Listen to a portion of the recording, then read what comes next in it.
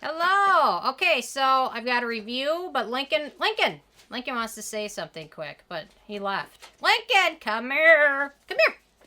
We got Christina's Beanie Baby, and Lincoln loves it. Lincoln gave it a kiss. He wanted to chew on it, but I didn't let him. So, Christina, this is yours. Lincoln, okay, that's it. That's all you get from Lincoln, I guess. He's on strike, so. Oh, maybe he'll come back. No. He's going to check out the restroom, I guess. Okay. Okay, so today I've got the Topicals Faded Serum for dark spots and discoloration. Really quick, I just want to say I purchased all these products with my own money. I'll never waste your time with sponsored ads or videos, so if you want to help support the channel, check out don'tbsbeauty.com, check my Patreon community, or click on the link below. So a lot of people asked me to review this one, and now I see, just came to Sephora recently, so anyway, I've had quite a chance to try this one. I've got a lot of thoughts on it.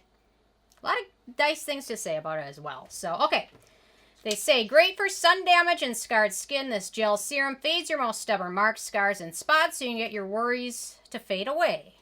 Faded is gentle enough for those experiencing hyperpigmentation and erythema that can't tolerate more aggressive acids and is never bleaching. So, got a whole long list of ingredients for this one. So, let me just start at the top with the packaging. And the packaging is in a metal tube, which is recyclable. Not the most exciting packaging, but it is recyclable, which is very nice. In terms of denatured drying types of alcohol, this does not contain any of those, which makes it great for sensitive or dry skin. And in terms of fragrance, does not contain any fragrance ingredients or essential oils or anything like that. But after using this product, I kind of get why some products do include fragrance, because this has quite a strong, mustious, sulfurish scent to it. It goes away once the product absorbs, but it is a little off-putting. So some people have mentioned that, I've heard in some reviews of it. But you know what? I'll take the musty, sulfurish scent, which goes away immediately, over a floral scent, which gives me a migraine within an hour. So I'll take it.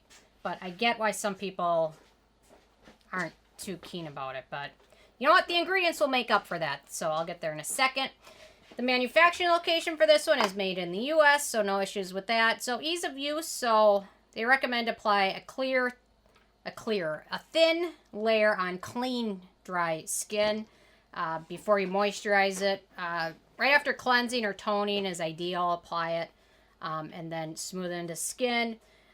They recommend using it once weekly at the beginning, and then up to 2 to 3 times a week, and slowly work your way up. There's really not a lot of ingredients that might cause issues. Like, a lot of people are very sensitive to vitamin C or exfoliating products. This one, in my opinion, a lot of people will probably be able to use this without any issues. They also recommend using sunscreen during the day. Obviously, if you have hyperpigmentation, pigmentation issues, melasma, sunscreen is the key to preventing that from getting worse or coming back, especially if you're treating it. So if you're going to use this, be sure to use a sunscreen during the daytime. I personally like using this one at nighttime, just because it is moisturizing, and then I kind of let it soak in and apply all my other products over it.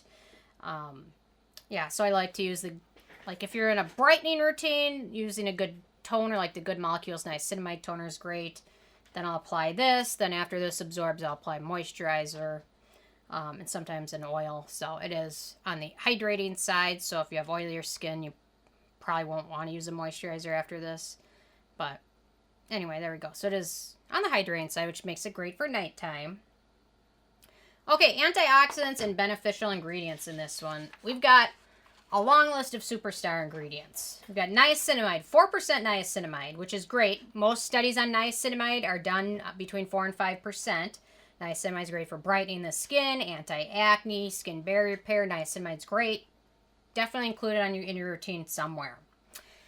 Then we've got tranexamic acid, 3.5%, and it takes me time to warm up to certain things. Like the HelioCare supplement review I did, took me about 5 years. Yeah, about 5 years to get to the point where I actually believe that it's actually good for you. It takes me a long time to warm up to things. So tranexamic acid is one of those where I wasn't so sure this was really doing much for skin. Tranexamic acid has a history of being used for like dental procedures, tooth removal to stop bleeding, hemophiliacs, things like that. Also as in a pill form, as well as they apply it to teeth before they pull them out. But now they've been able to see that it helps brighten skin. So I've been super leery on it, but it does appear that research shows that it can brighten skin. Personally, I've used a lot of tranexamic acid-rich products, and I personally haven't noticed a ton of brightening from it. But it appears, though, it might work better on certain types of pigmentation better than others, and just better on certain people over others. So my hesitation on it might not necessarily correlate with the effects you get from it. So, and the other thing is it really needs to be used in amounts of 2 to 4% for best results. And it really needs to be used for 3 months or more to notice the benefits. So I'm turning over a new leaf with tranexamic acid. Very slowly, but you know what? Just because I don't necessarily notice a ton of benefits doesn't mean you won't get them. Your mileage may vary, which is used in skincare a lot, so just keep that in mind. And perhaps the products I was using with tranexamic acid didn't have 2 to 4%. That's possible too. Or maybe I didn't use them for 3 months straight. I don't know. So, okay. Then we've got Shea Butter, which is an emollient and antioxidant. We've got Centella Asiatica in here. Skin soothing and hydrating antioxidant. We've got Alpha-Arbutin in here, an amount of 1%, which is a good antioxidant. It's also known for brightening the skin.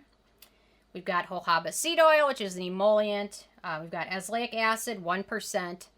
Skin soothing, anti-acne, skin brightening, anti-inflammatory ingredient, great for rosacea and acne-prone skin. Azelaic acid, I love this stuff. It was one of the last ingredients I really started to include in my routine about a year or two ago. And since adding azelaic acid in my routine has made a huge difference, especially in redness, brightness, everything. I love it. So I'm glad I waited to add it into my routine until later, because then I could fully appreciate how good it was. Okay, then we've got glutathione. I say everything wrong, but skin restoring, also brightening ingredient. We've got Kojic Dipalmitate, 1%, which is a mixture of kojic acid and palmitic acid. Potentially good for skin brightening, but there's not a ton of research that shows it's as beneficial as like regular kojic acid. Then we've got this ingredient, Chromabright. Well, it's got a whole dimethylmethoxy chromal palmitate, or Chromabright, as I can pronounce. There's really not a ton of independent research on this new novel brightening ingredient. It's been tested for safety, and a lot of manufacturer info says it can help with lightening and brightening skin and might also have a photoprotective effect as well, but not really a ton of other research on it. So I'm really just going with what they say. But you know what the nice thing about this is? If that Chromabright really doesn't do much, we've got a bunch of other brightening ingredients that are proven in research that show it does work. So you know what? Throw it in. Maybe it's the boost and it really works. Maybe it doesn't, but we've still got a ton of other good ingredients. So you know what? I'm all for that. We've got Allantoin, skin soothing ingredient, Squalane, skin identical ingredient antioxidant, Glycine, skin identical ingredient, licorice root extract, long used ingredient for brightening skin and skin soothing. We've got melatonin, which is starting to show up in a lot of products lately. Probably a year ago, I was looking for something with melatonin in, and I really couldn't find much. But now today, we've got Pacifica with a melatonin product. Milk Makeup has a melatonin product.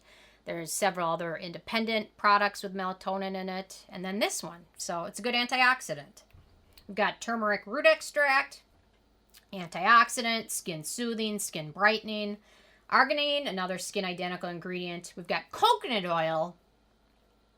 You know what? That might be a killer for some people that have very acne-prone skin. It's towards the end of the ingredient list. And it's very emollient and hydrating. And then we've got bisabolol, skin soothing and hydrating ingredient. So we've got a very impressive ingredient list of some really well-known ingredients and some really new, possibly great ingredients. We're not sure, but I guess we'll find out. Okay, in terms of animal testing, this is vegan, gluten-free, and cruelty-free. So it's got the trifecta. So pretty much everyone can use it, I think. Except for those that hate coconut oil, which is probably a lot of people, but... Okay, performance. So I've been testing this one for just over a month, and I have noticed a lot of brightening, just over a month. I'll say it seems to work better on newer areas of pigmentation, such as pie and other newer pigmentation. Not so much on older pigmentation areas from sun damage, but a lot of things don't really do much for it. This product, in my opinion, really needs to be used for at least a minimum of 3 months to notice the peak brightening, and the longer you use it, the more benefits you'll get from it.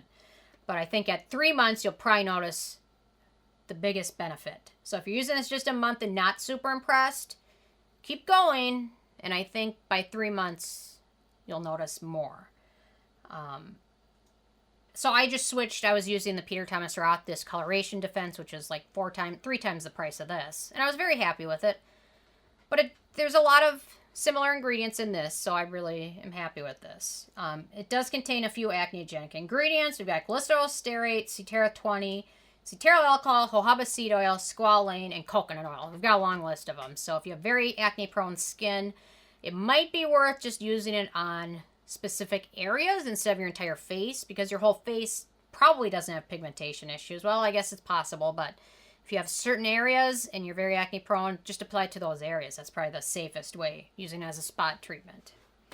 Okay, price, I kind of touched on it. This is 1.7 ounces, 50 milliliters, retails for about $36. A little bit goes a long way, and if you use this as a spot treatment, a tube like this will last even longer. So it's pretty affordable, especially in terms of brightening products. Brightening products can be pretty pricey. So this one, pretty affordable. Then we get to the It Factor. Very impressive product. I'm very glad several of you guys asked me to review this, because otherwise once it came to Sephora, I would have found out about it, but I wouldn't have found out about it before then. But it's pretty impressive, pretty affordable, lots of beneficial, proven brightening ingredients. May not be the best all-over lightening treatment for acne-prone skin, but for spot treatment, something worth considering. Works well at night. The scent is a little off-putting, but it goes away, and I'd rather have an off-putting scent than a bunch of fragrance in it. And pretty good for sensitive skin. Yeah, well packaged, recyclable. Overall, this has everything I look for in a product. It's got the 10 factor, which means it got 10 out of 10. The 10 factor. I gotta patent that word. 10 factor. Is that a patent? Or whatever. There we go. Anyway, I'm interested in hearing from you guys if you've had a chance to try this out and what your thoughts are. So definitely leave a comment. I love hearing from you guys, and stay tuned for more tomorrow. Thank you so much.